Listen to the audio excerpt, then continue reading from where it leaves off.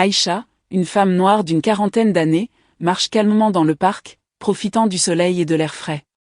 Les rayons dorés du soleil filtrent à travers les feuillages des arbres, créant des motifs dansants sur le sol. Chaque pas qu'elle fait semble rythmé par le chant des oiseaux, une douce mélodie qui résonne dans son cœur.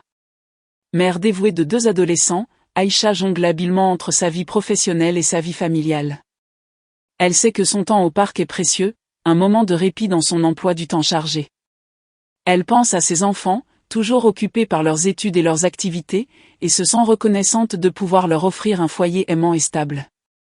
En tant que responsable d'une équipe de marketing dans une entreprise florissante, elle est respectée pour son intégrité et sa gentillesse. Ses collègues la décrivent souvent comme un mentor, quelqu'un sur qui ils peuvent compter non seulement pour des conseils professionnels, mais aussi pour son écoute attentive et son soutien inébranlable. Aïcha se remémore des moments précieux passés avec sa famille, comme les soirées de jeux de société, les repas partagés autour de la table et les discussions animées sur des sujets variés. Elle sait que ces instants sont les fondations sur lesquelles reposent les relations solides qu'elle a construites avec ses enfants. Sa détermination à leur inculquer des valeurs de respect et de dignité est au cœur de son rôle de mère. En marchant, elle ressent également la charge de ses responsabilités. En tant que femme noire dans un monde souvent impitoyable, elle est consciente des défis supplémentaires auxquels elle et d'autres comme elle doivent faire face. Pourtant, cela ne l'empêche pas de se battre pour sa place et celle de sa communauté. Aïcha s'engage à faire entendre sa voix, que ce soit dans sa vie professionnelle ou dans ses interactions quotidiennes. Son regard se perd dans le paysage du parc, et elle se laisse aller à ses pensées. Elle se rappelle de ses études, des sacrifices de sa mère qui l'ont conduite à cette vie, et des luttes qu'elle a dû surmonter pour arriver là où elle est aujourd'hui. Aïcha est consciente de l'importance de représenter des modèles positifs pour les jeunes de sa communauté, de montrer qu'il est possible de réussir malgré les obstacles. Alors qu'elle continue à marcher, une vague de sérénité l'envahit. Les soucis du monde semblent s'évanouir autour d'elle, remplacés par la douce mélodie des feuilles bruissantes et le chant joyeux des oiseaux. Chaque pas qu'elle fait lui permet de se reconnecter à ses aspirations, à ses rêves de justice et d'égalité. Dans ces instants de tranquillité, Aïcha se rappelle pourquoi elle se bat, pourquoi elle refuse de laisser les injustices du monde l'abattre. Cependant, cette paix est soudainement interrompue. L'agent de police Lambert, un homme jeune et impulsif connu pour ses méthodes brutales, surgit de nulle part. Son uniforme est impeccable, mais son attitude est tout le contraire. Il se dresse devant elle avec une posture menaçante, la fixant avec un regard accusateur. « Qu'est-ce que vous faites ici ?» demande-t-il d'un ton condescendant, comme s'il était le juge et le jury d'une situation dont il ne connaît rien. Aïcha, surprise par cette interruption, tente de rester calme. Elle sait que sa dignité est en jeu, et elle ne veut pas céder à la peur. « Je me promène simplement dans le parc », répond-elle avec une voix posée, espérant que son calme désamorcerait la situation. Pourtant, Lambert ne veut rien entendre. « Vous traînez ici comme si cet endroit vous appartenait. Il y a des lieux réservés aux citoyens respectables. Vous devriez faire attention. » Ignorant la dignité d'Aïcha et son droit d'être là, il commence à l'interroger de manière agressive. Il exige des réponses sur sa présence, comme si elle devait justifier son existence même dans cet espace public. Malgré ses explications, Aïcha sent la tension monter. Elle essaie de lui expliquer qu'elle est une résidente du quartier, une mère et une professionnelle respectée, mais ses paroles semblent glisser sur lui comme de l'eau sur un canard. Sous l'influence de ses préjugés, Lambert ne voit qu'une femme noire devant lui, une cible facile pour son abus de pouvoir. En un instant, il se laisse emporter par sa colère, sans avertissement, il la frappe violemment. Le choc de l'impact est brutal, et Aïcha se retrouve au sol, l'humiliation la submergeant alors que des passants s'arrêtent pour regarder, horrifiés mais également impuissants. Cependant, ce que Lambert ignore totalement, c'est qu'Aïcha est mariée à Eric, un lieutenant respecté et bienveillant dans la même force de police. Eric est connu pour son sens de la justice, son professionnalisme, et sa manière d'aborder son métier avec intégrité. Il est également un fervent défenseur des droits humains et s'efforce de promouvoir une police de proximité, respectueuse des citoyens. La différence entre lui et Lambert ne pourrait être plus marquée. Tandis que Lambert se complaît dans ses abus de pouvoir et son arrogance, Eric s'est toujours assuré que l'uniforme qu'il porte soit un symbole de protection et non d'intimidation. Ce jour-là, Eric termine son service à quelques rues du parc où sa femme aime souvent se promener. Il ne se doute pas que l'incident qui se déroule tout près concerne Aïcha. Alors qu'il discute avec ses collègues, un appel radio mentionne un attroupement inhabituel dans le parc. Les passants signalent une confrontation entre un officier de police et une femme. Le ton alarmé dans les voix des témoins intrigue Eric, et un mauvais pressentiment lui serre l'estomac. Par réflexe, il décide de se rendre sur les lieux. Lorsqu'il s'approche du parc, il entend des éclats de voix et distingue une petite foule qui s'est rassemblée autour de la scène. Son cœur commence à s'accélérer, et une pointe d'angoisse monte en lui, bien qu'il n'en comprenne pas encore la cause. À mesure qu'il s'approche, il voit clairement l'agent Lambert, reconnaissable à son physique imposant et son attitude arrogante. Mais ce qui le paralyse sur place, c'est la silhouette qui gît au sol. Aïcha. Le monde autour de lui semble soudain se figer. L'image de sa femme, si forte, si digne, allongée au milieu du parc, est un choc brutal. Elle se redresse difficilement, ses vêtements froissés, son visage encore marqué par le coup de Lambert. Ses mains tremblent légèrement, mais elle conserve un calme impressionnant malgré l'humiliation subie. Les regards des passants se tournent vers Eric, qui est incapable de contenir la colère qui monte en lui. Chaque fibre de son être crie de douleur et de rage en voyant celle qu'il aime, celle qu'il a juré de protéger, être ainsi traitée avec tant de violence et de mépris. Lambert, ignorant encore la véritable identité d'Aïcha et l'arrivée d'Eric, se tient fièrement au-dessus d'elle, la mine satisfaite comme s'il venait de faire son devoir. Il semble savourer l'autorité qu'il croit avoir sur elle, son expression affichant une arrogance insupportable. L'agent ne fait que renforcer son contrôle sur la situation, certain d'avoir agi de manière appropriée. Mais Eric, désormais tout près, ne peut contenir son émotion plus longtemps. Son cœur battant la chamade, il traverse la foule à grands pas. Un grondement de colère se lit sur son visage. Les passants, curieux de ce qui va se passer, s'écartent légèrement pour lui laisser le passage. Certains le reconnaissent en tant que lieutenant, et un murmure d'étonnement se propage dans la foule. Lambert. La voix d'Eric tonne, tranchante comme une lame, perçant l'atmosphère tendue du parc. Lambert se retourne brusquement, surpris par l'interpellation. À la vue d'Eric, un léger sourire se dessine sur ses lèvres, sans se douter de la gravité de la situation. Il s'attend à ce que son supérieur vienne valider ses actions, comme cela s'est souvent produit lorsqu'il manipulait ses rapports pour justifier ses abus. Mais cette fois, l'expression de colère sur le visage d'Eric le déstabilise. « Qu'est-ce que tu fais ici ?» demande Lambert, toujours confiant, ignorant que sa victime n'est autre que la femme de son supérieur. Mais Eric, ignorant la question, marche directement vers Aïcha. Il s'agenouille rapidement à ses côtés, son regard passant d'elle à Lambert, puis à nouveau sur elle. Aïcha lève les yeux vers lui, son visage montrant un mélange de douleur et de tristesse. Elle sait qu'il est dévasté de la voir dans cet état, et pourtant, elle lui adresse un sourire faible, cherchant à lui montrer qu'elle est forte malgré tout. « Tu vas bien ?» murmure Eric, sa voix tremblante, la colère toujours présente mais contenue pour l'instant. Aïcha acquiesce légèrement, même si les traces du coup de Lambert sont encore visibles. Ses yeux expriment à la fois la douleur physique et la fierté de ne pas s'être laissé abattre. Eric se redresse ensuite, son regard maintenant fixé sur Lambert, qui commence à comprendre que quelque chose ne va pas. « Lambert, tu viens de frapper ma femme. » La phrase tombe comme un coup de tonnerre. Le visage de Lambert blêmit instantanément. Tout son air arrogant s'effondre, remplacé par la panique. Il recule légèrement, incapable de formuler une réponse. Il sait qu'il a fait une erreur, mais il est trop tard. Le poids de cette réalité s'écrase sur lui comme une vague déferlante. Eric, maintenant debout, le domine de sa stature, mais il n'a même pas besoin de lever la voix pour exprimer sa colère. Chaque mot qu'il prononce est chargé de signification, et Lambert comprend qu'il vient de commettre l'erreur de sa vie. « Tu es suspendu dès maintenant. Je m'occuperai de ton dossier personnellement, et crois-moi, tu n'échapperas pas aux conséquences. » La voix d'Eric est froide, tranchante, chaque mot résonne dans l'air comme une sentence irrévocable. Lambert, qui a toujours été si sûr de lui, se fige sur place. Son visage, qui quelques instants plus tôt était encore empreint de suffisance, se décompose. Ses yeux vacillent entre Aïcha, toujours au sol, et Eric, dont la stature imposante semble soudain peser plus lourd qu'un jugement. Il comprend qu'il vient de franchir une limite qu'il ne pourra jamais effacer.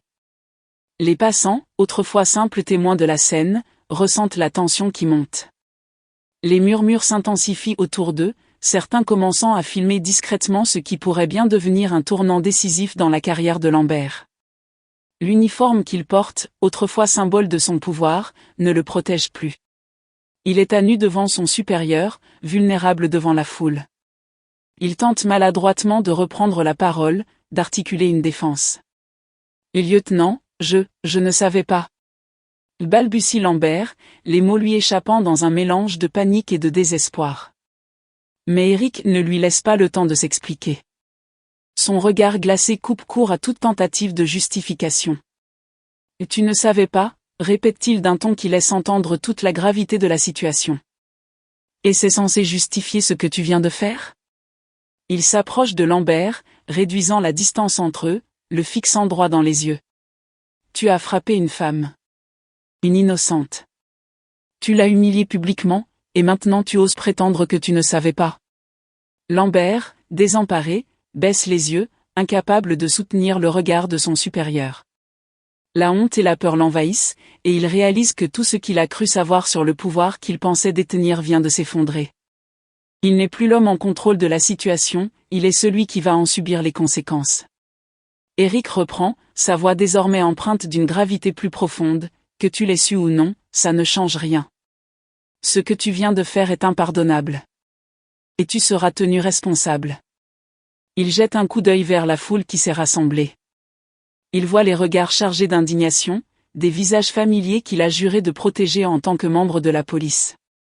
C'est à ce moment qu'il comprend à quel point Lambert a trahi tout ce que leur uniforme représente. Le mépris que cet agent a affiché envers Aïcha est une trahison non seulement envers elle, mais envers tout le service et la communauté qu'ils sont censés servir. Eric se retourne vers Aïcha, toujours assise sur le sol, des larmes silencieuses roulant sur ses joues. Son cœur se serre en voyant celle qu'il aime, blessée et vulnérable, une image qu'il n'aurait jamais voulu associer à sa femme, d'autant moins à cause de l'un de ses propres collègues. Ce moment est surréel pour lui, un mélange de colère bouillonnante et de profonde tristesse. Jamais il n'aurait imaginé qu'Aïcha, une femme forte, respectée et aimante, puisse être rabaissée ainsi, et encore moins sous son regard. Sans un mot, Eric se penche vers elle étend la main, un geste simple mais chargé d'émotion. Aïcha, malgré la douleur physique et morale, lève les yeux vers lui. Dans son regard, on perçoit un mélange de soulagement et de résilience. Elle prend sa main avec une douceur empreinte de souffrance, mais aussi de confiance. Elle sait que, quoi qu'il arrive, Eric est là pour elle. Avec précaution, il l'aide à se relever, ses gestes empreints d'une délicatesse inhabituelle pour cet homme d'action habitué à la dureté de son métier. Chaque mouvement est mesuré, comme s'il cherchait à effacer, par son attention et sa tendresse, l'humiliation et la violence qu'elle venait de subir. Lorsqu'elle est enfin debout, ses jambes légèrement tremblantes sous l'effet du choc, Eric la serre doucement contre lui. Ce n'est pas simplement un geste protecteur, mais aussi un acte d'amour profond. Dans cette étreinte, il lui transmet tout son soutien, son respect inébranlable, et sa promesse de ne jamais permettre que quelque chose de similaire se reproduise. Le monde autour d'eux semble s'effacer l'espace d'un instant. Les murmures de la foule, le regard lourd de Lambert, tout devient secondaire. Pour Eric, ce moment est uniquement pour Aïcha, pour lui montrer qu'il est là, qu'il l'a toujours été et qu'il continuera à être son pilier. Il ferme brièvement les yeux en la tenant, ressentant tout le poids de la situation, mais aussi la nécessité de rester fort pour elle. Puis, lentement, il relâche l'étreinte. Aïcha, malgré les marques visibles de l'agression sur son visage et son corps, se tient droite, un éclat de dignité dans les yeux. Eric lui caresse tendrement la joue avant de se tourner une dernière fois vers Lambert. Ce dernier, jusque-là arrogant, se tient maintenant à l'écart, presque tremblant sous le regard glacial de son supérieur. Eric serre doucement Aïcha dans ses bras, un geste chargé de protection et de respect, comme pour lui transmettre toute la force qu'elle pourrait avoir perdue dans cette humiliation publique. Aïcha, malgré la douleur, sent cette connexion profonde avec son mari, un rappel de la sécurité qu'il incarne pour elle. C'est un moment de réconfort silencieux dans un océan de chaos. Puis, Eric se tourne lentement vers Lambert, dont l'arrogance s'est entièrement effondrée. Maintenant presque tremblant, Lambert réalise l'ampleur des conséquences qui l'attendent. L'assurance dont il faisait preuve quelques minutes plus tôt a disparu, remplacée par la peur et le regret, alors que les passants continuent à regarder la scène, certains enregistrant toujours avec leur téléphone.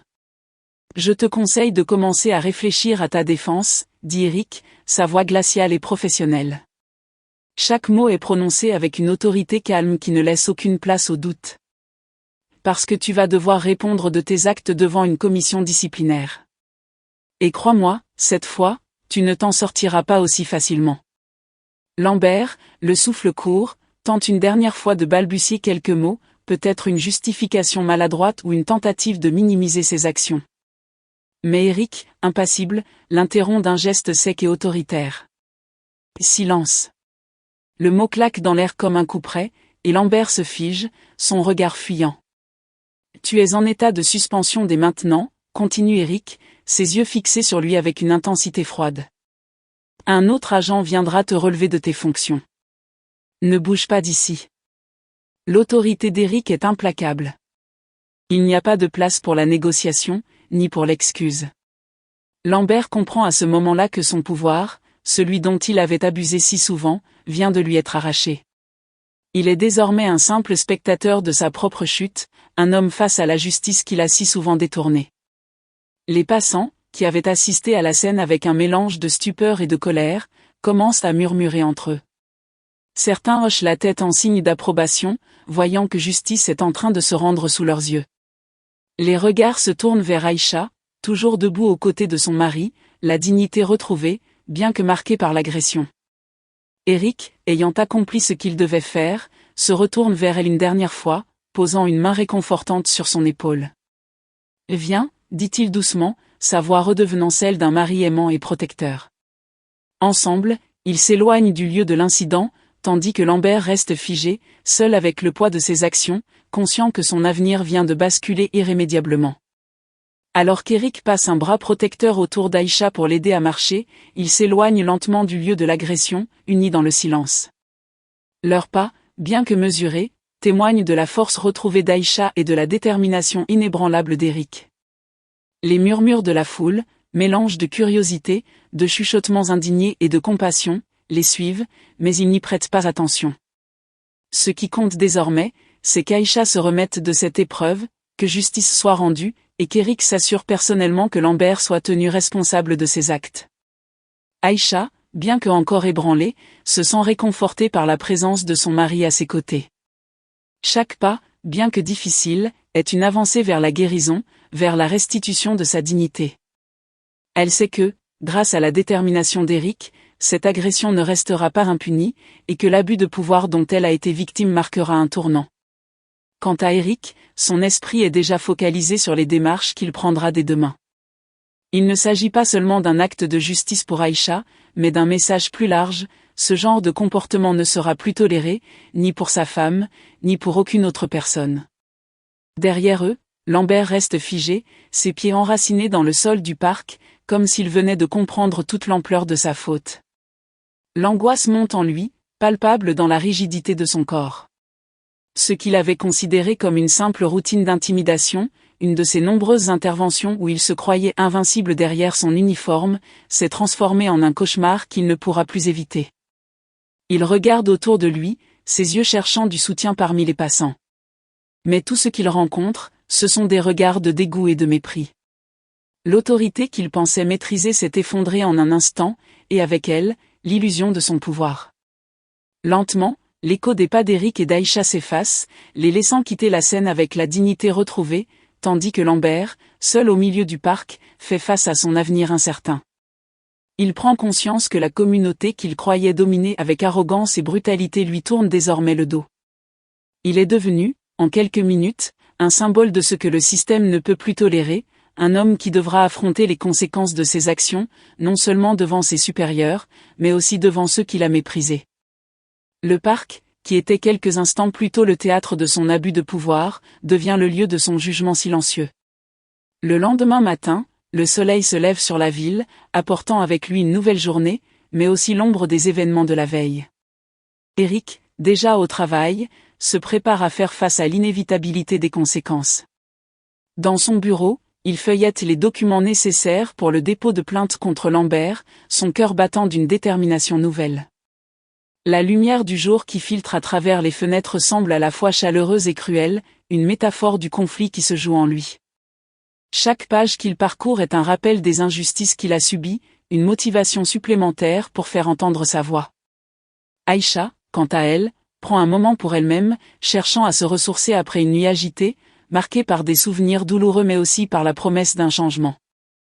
Elle s'assoit sur le bord de son lit, regardant par la fenêtre. Les oiseaux chantent, indifférents aux tumultes humains, et cela lui apporte un certain réconfort. Elle respire profondément, tentant de chasser les pensées sombres qui l'assaillent.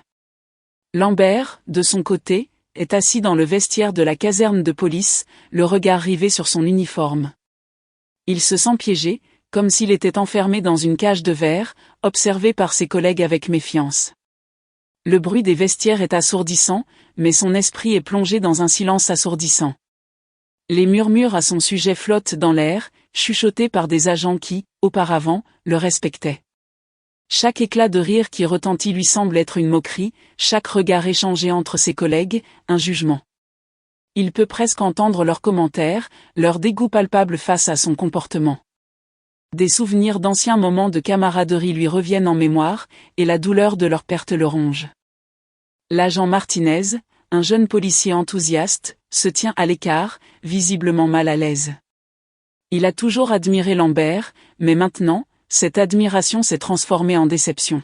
« Tu sais que tu as foutu en l'air ta carrière, n'est-ce pas » lance-t-il, la voix hésitante. Lambert se tourne vers lui, mais ne sait pas quoi répondre. La réalité de sa situation commence à s'enfoncer lentement, comme un poids sur ses épaules. Le regard de Martinez est plein de reproches, mais aussi de tristesse. « Tu n'étais pas comme ça » poursuit-il, son ton maintenant plus doux, presque désespéré. Lambert ferme les yeux un instant, se remémorant les choix qu'il a faits, les erreurs qui l'ont conduit ici. Un mélange de honte et de colère bouillonne en lui.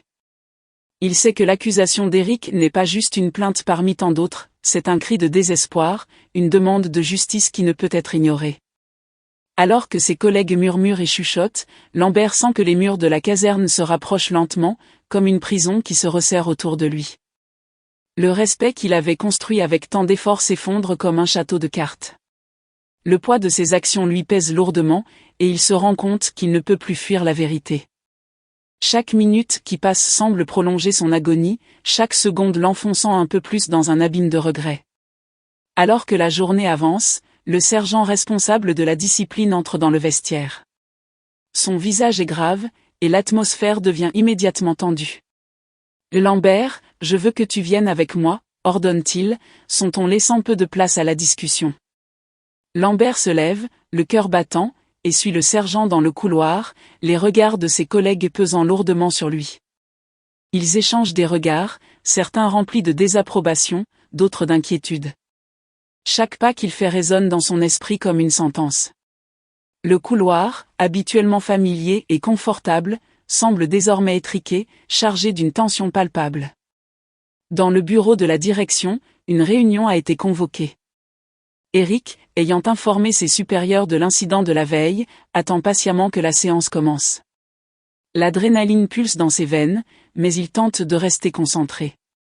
Il est accompagné d'autres officiers, tous conscients que cette situation va plus loin qu'un simple incident isolé. Ils échangent des murmures, certains se posant des questions sur la conduite de Lambert, d'autres sur les répercussions que cela pourrait avoir sur l'ensemble de la force. L'air est chargé d'anticipation et d'inquiétude. Le sergent fait entrer Lambert, qui entre en traînant les pieds, la tête basse. Chaque regard se fixe sur lui comme une flèche, et il peut sentir le jugement de ses collègues, comme un poids qui l'écrase. Le sergent prend la parole, exposant la situation, les témoignages recueillis et le dépôt de plainte d'Eric. Il décrit en détail les événements de la veille, soulignant la gravité des accusations qui pèsent contre Lambert. « Ce qui s'est passé hier n'est pas acceptable, Lambert, » dit le chef de la police, sa voix empreinte de gravité. « Non seulement tu as abusé de ton pouvoir, mais tu as aussi entaché l'image de la force. Nous ne pouvons pas laisser passer cela. » Lambert, pris de panique, tente de se défendre, de justifier son comportement, mais les mots restent coincés dans sa gorge. Il sait que ses excuses n'auront pas le poids nécessaire. L'incompréhension se lit sur son visage, et il se sent comme un enfant pris en faute, incapable de comprendre l'ampleur de ses actes. Je ne voulais pas. Commence-t-il, mais sa voix s'éteint, étouffée par la réalité de la situation. Les visages autour de lui ne montrent aucune pitié. Eric, bien que soulagé d'être entendu, ressent un pincement au cœur en voyant l'homme qu'il avait respecté se décomposer devant lui. Il avait espéré que Lambert prenne ses responsabilités, mais ce spectacle de désespoir ne fait qu'augmenter la distance entre eux. Le chef de la police continue, son ton de plus en plus ferme. Nous avons des protocoles pour gérer ce genre de situation, Lambert. Ton comportement met en péril la confiance du public envers notre corps. C'est une ligne que nous ne pouvons pas franchir. Les mots résonnent dans l'air, lourds de conséquences. Lambert se rend compte que ce n'est pas seulement sa carrière qui est en jeu, mais aussi sa réputation, son identité. Eric, quant à lui, écoute avec attention, chaque mot renforçant sa détermination. Il se lève pour prendre la parole. Je ne suis pas ici pour réclamer vengeance, mais pour m'assurer que cela ne se reproduise pas. La confiance entre la police et la communauté est essentielle.